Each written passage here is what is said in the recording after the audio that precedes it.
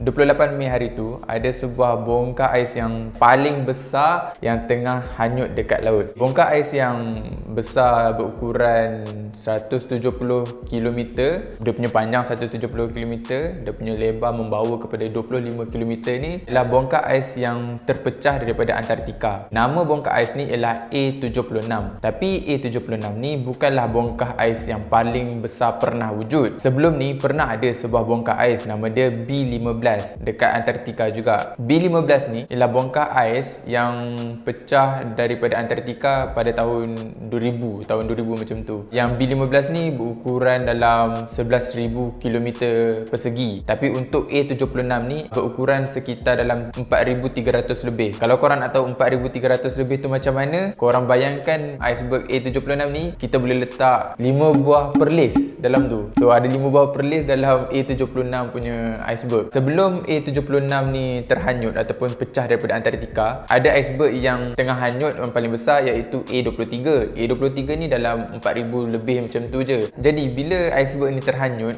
apa akan jadi kan? Apa akan jadi nasib dia? Apakah dia punya takdir dia kan? Kodak dan kodar dia kat mana pergi kan? Untuk iceberg A76 ni, saintis rasa sangat mencabar untuk kita nak tentukan kat mana dia nak hanyut, kat mana dia akan end up. Tapi kita boleh tengok daripada previous case yang sebelum ni, macam B15 yang sebelum ni kan. B15 dia pecah pada tahun 2000 dan dia hancur completely pada tahun 2018 dan dia end up, dia cair lah, dia fully cair dekat selatan Laut Atlantik. Ada possible tak yang A76 ni cair dan tiba-tiba muncul dekat perairan Malaysia?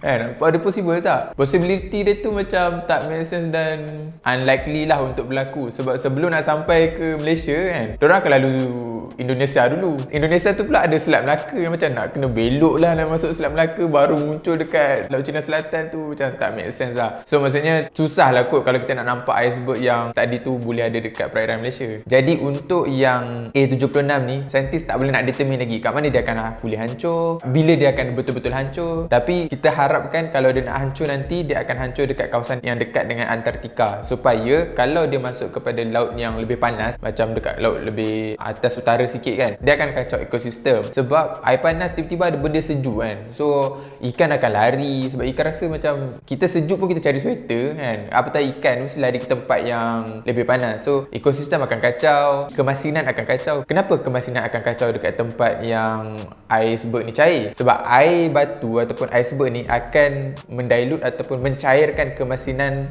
air laut dekat kawasan yang dia cair tadi. Antara concern orang apabila iceberg yang sebesar 5 perlis ni cair dekat laut ialah adakah ianya akan membawa ataupun menyumbang kepada kenaikan sea level ataupun paras laut kan? Sebenarnya tak, sebab bila dia dah terhanyut, dia memang dah dikira dalam volume ataupun isi padu air laut. Contohnya macam ni lah, kita ada gelas yang dalam tu ada air batu. So bila air batu tu cair, kita tak nampak pun yang air tadi melimpah tau. Dia akan berada di takat gelas yang sama je kan. So menunjukkan yang kalau iceberg ni cair sekalipun, sea water level pun akan sama.